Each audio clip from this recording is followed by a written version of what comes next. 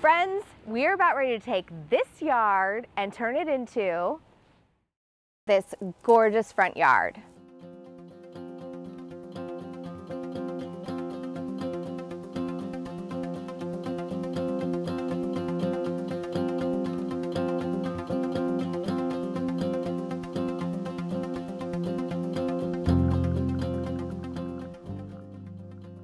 As we build out this garden, we are actually going to come in with a lower hedge all across the front of the property. That's going to provide a little bit of separation, a little bit of privacy from the street. You're still going to be able to see in, but it just gives a little bit of distance, which goes a very long way. Against this neighbor's property, we're actually going to be bringing in a hedge to make it start to feel like a room. The other thing we're going to be doing is the pergola from the Flower and Garden Show is actually going to be constructed right here. So we're going to really make this feel like a room. Okay, let's head to the next side. On this side of the garden, I wanted to create an elevated edible space. So I'm taking inspiration from that formal, structured, parterre style kitchen garden, and that's what we're creating here. Last main piece of this renovation. This is the front porch. As you can see, it is settling heavily on this right-hand side over here.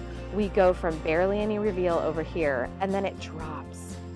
Oh my gosh, I don't know, 3 inches? It's kind of crazy. They have done such a beautiful job of leveling out this garden. Okay, so this is one of the areas of concern.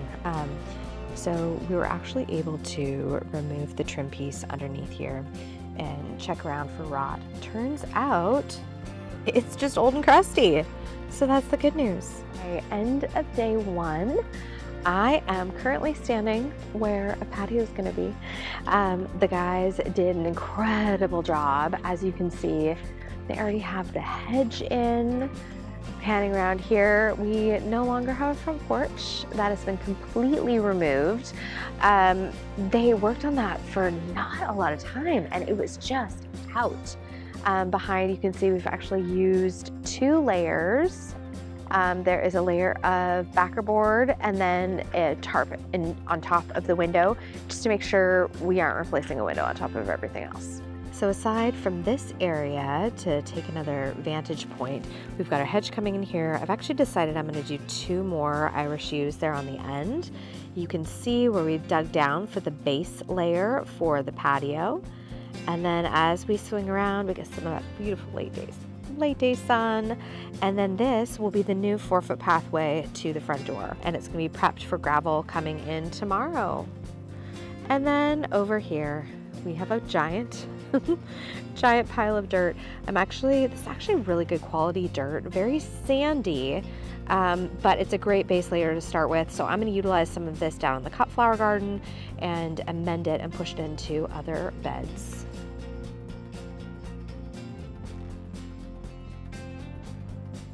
And swinging around this little back side here, you can kind of see the house from this angle. So amazing things accomplished for today.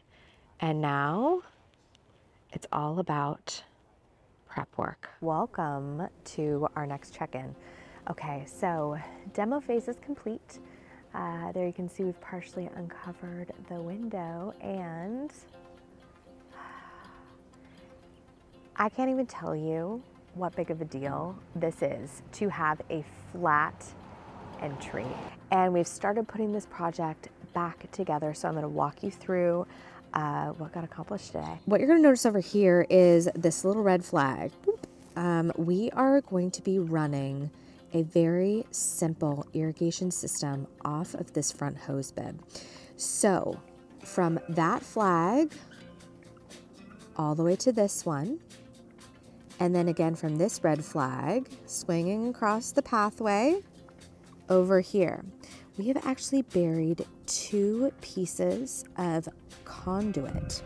Now, the reason we're doing that is because these are all going to be hardscaped areas, and we want the opportunity to kind of work this irrigation however we see fit. So we'll be able to drop it into that conduit. So come off the hose bib, drop our irrigation line over here, run it over to this pivot point, feed it through. There's actually a space here because we're going to want to feed our supply line through, and then of course bring it out on this side so that we are not interrupting the future 4-foot pathway that will be continuing out to the curb. This is the stone tread that we are going to be using for the stairs. We actually went with a generous 14-inch deep tread. This is a material called Mongolian Black, and we've chosen it in this kind of like rock chisel face. What we loved about it is it added such great character and kind of a sense of that natural beauty that's a really wonderful contrast with man-made products. Now on top is actually another really cool product. This is a bluestone. We have it in 4 different sizes. Small square, we have it in this big square, and then you can see over there we have a small rectangle and a larger rectangle. This is going to be patchworked into our new front landing. All right, friends, there we are. Okay, I will be back tomorrow for another update. Hopefully we're going to see a patio in, a new pathway behind me. We'll just see how far the guys get.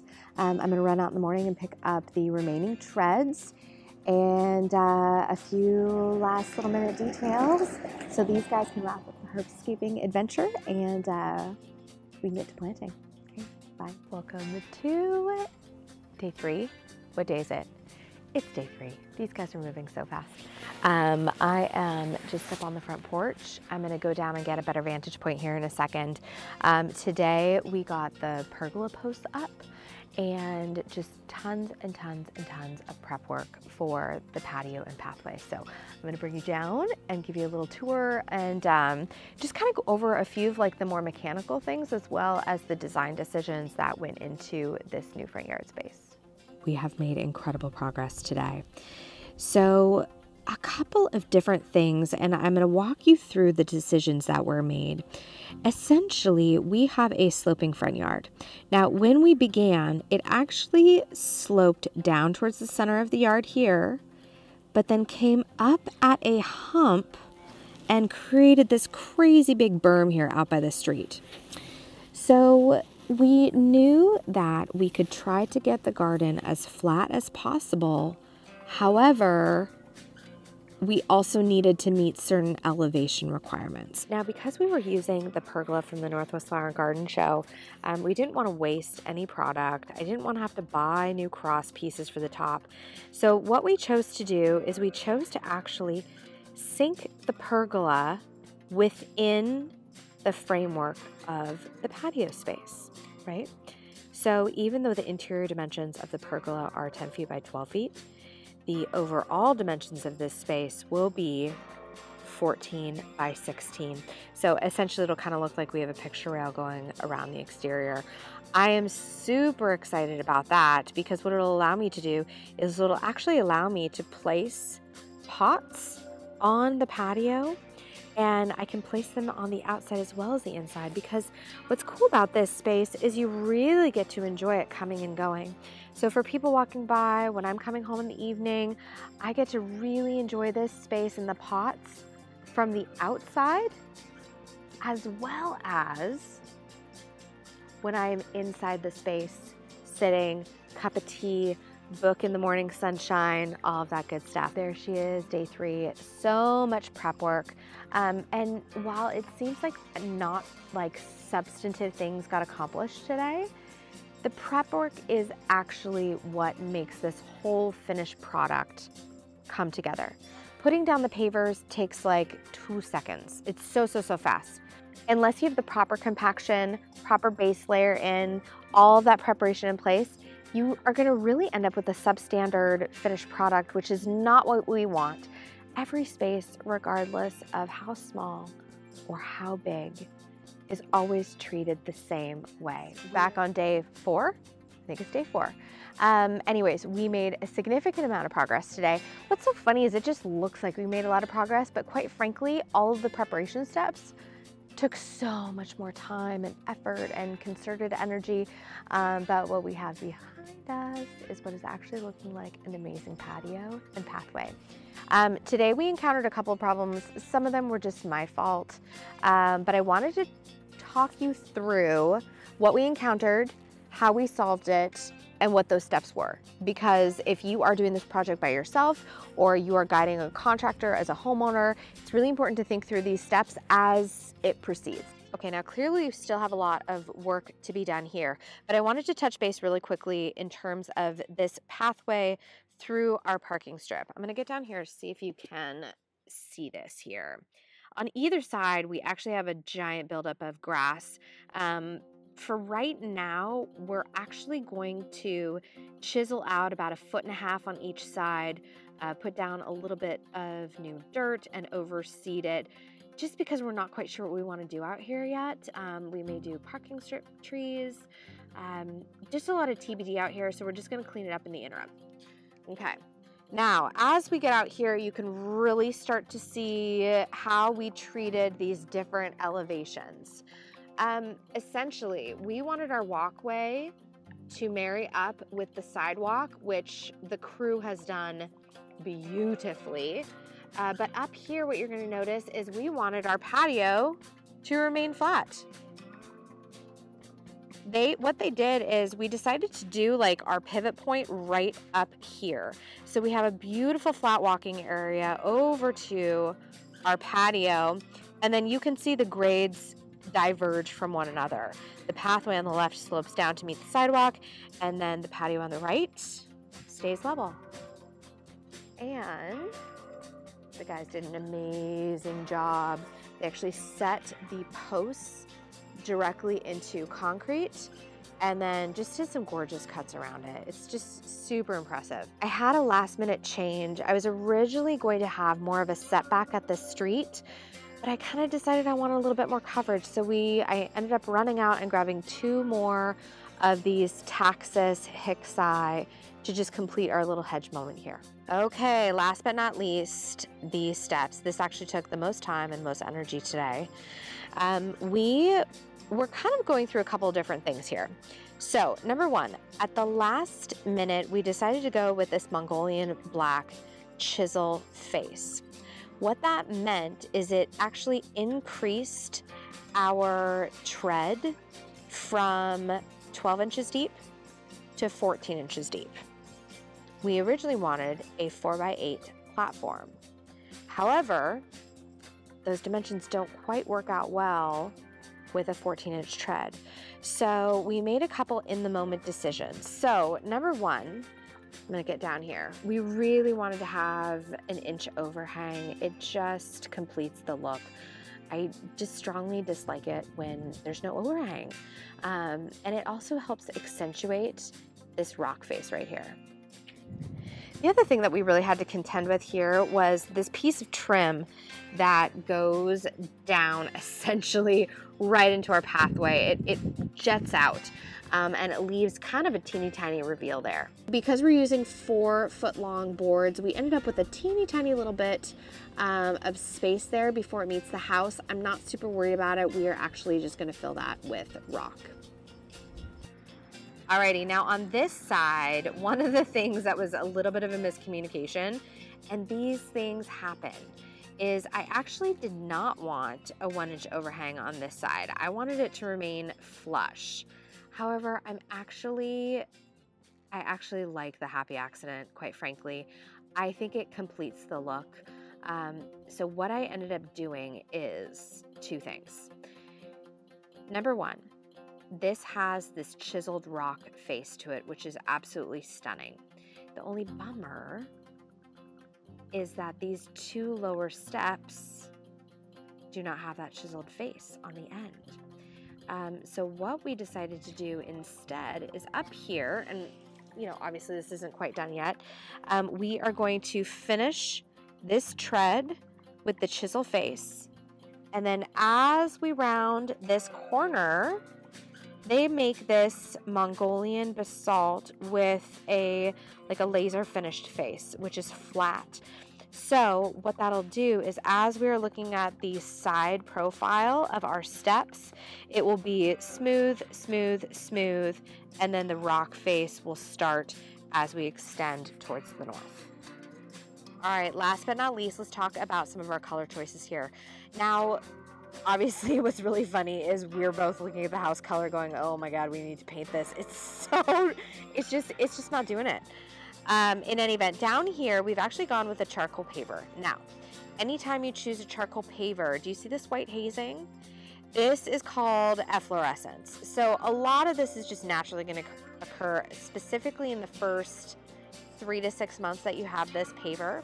So once we get past that initial period, we are going to give this a second scrub down, and then we will probably apply a sealant to it, because I love the charcoal look when it is wet. I mean, you can kind of see it over here. It just deepens so beautifully.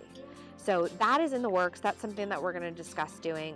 And a sealant is something that you really want to apply every 2 years. Okay, so now to tie in this charcoal, that is why we went with these Mongolian Black Basalt. It is just beautiful. And when you're up here on the steps kind of looking down, it really just flows seamlessly from one color and one surface to the next. The last thing I'm going to kind of comment here is with regard to the risers. We actually went with what they call a natural color on the riser. This is just the natural concrete color. It's a light gray. I mean, it's just like universally appealing, not offensive in any way. We do not need to make a giant statement with our riser. That's just not something we want to do for our project. So the whole goal with using this basic natural finish is we want it to disappear. We want the charcoal of the paver, and we want this amazing Mongolian Black Basalt to be the star of the show. Wrap up for day 4. Tomorrow we're going to do a couple little finishing touches, and then normally I would have the crew start planting. Now, because I am a plants woman and this is my arena, I am going to take my time a little bit. I'm going to be slow, methodical with my choices, and just really bask in the joy of planting my own garden and getting my own fingers in this dirt. Okay, we'll see you later. It is Saturday. I got up early and went to the nursery because I'm gonna throw some plants in the ground today. This is so exciting. So yesterday, the team finished up the stairs, which is more of like just all those little details. They finished grading the feature home of my raised veggie garden and kind of got soil just evened out and ready for me to come in and do my work. So I'll show you around. As you can see here, I have started prepping a few plant placements. Obviously, these will be placed in straight rows, but I had this image in my head that I wanted to create this little row of baby boxwoods heading to the front door, and then I'm going to fill them in with bulbs and even some lamb's ear just to give it a real high texture area. I didn't want anything super tall in here, but I did want to create a little bit of separation between my zones.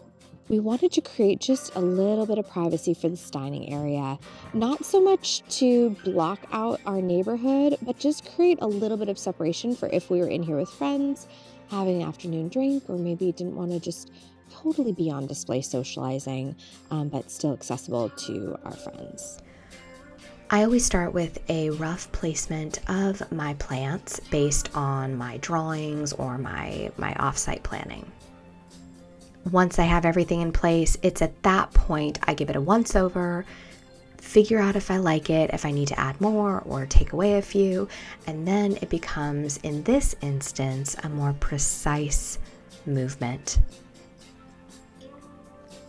As I move around to the front of the property, you are going to see me again bust out my tape measure, making sure that everything is an equal distance from the sidewalk.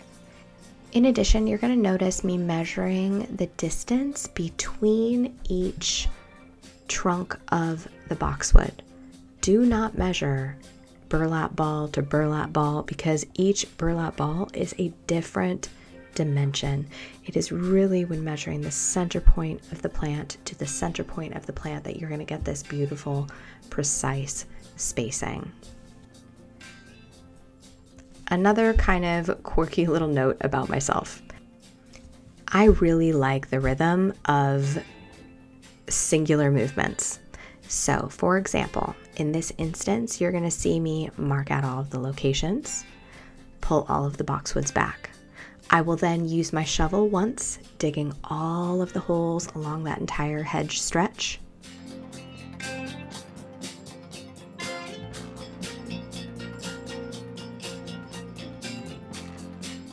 I will then come in with my second movement, which is applying all of my amendments, any compost, fertilizers, anything else that I'm using.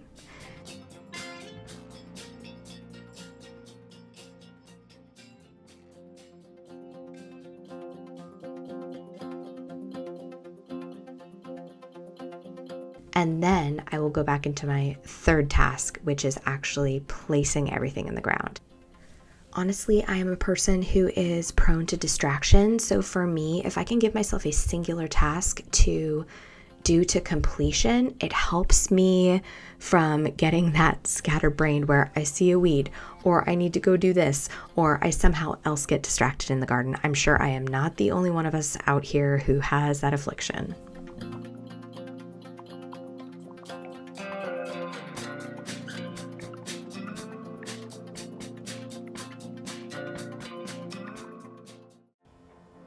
I'm so excited to introduce this project to you. It is something that we have literally been working on for the last 5 months. Now, the reason I want you to know we've been working on this for the last 5 months is because I think it's really important to set realistic expectations on YouTube. You see all these dramatic before and afters, but sometimes people don't really do a good job of conveying how much time and effort goes into these makeover projects. And it was just this small effort of chipping away every single week at one more aspect of this project.